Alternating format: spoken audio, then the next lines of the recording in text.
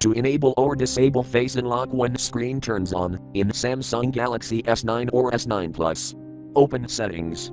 From a home screen, swipe up or down from the center of the display to access the app's screen. Tap Settings.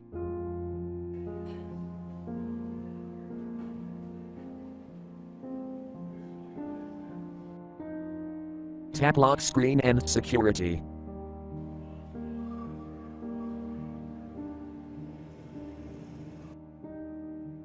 Tap Face Recognition.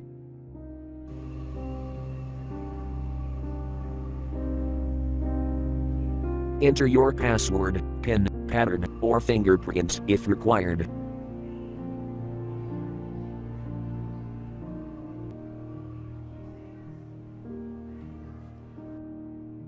Enable Face Unlock. Tap Face Unlock switch until blue to enable. Tap Face Unlock when screen turns on, switch until blue to enable, or tap until gray to disable.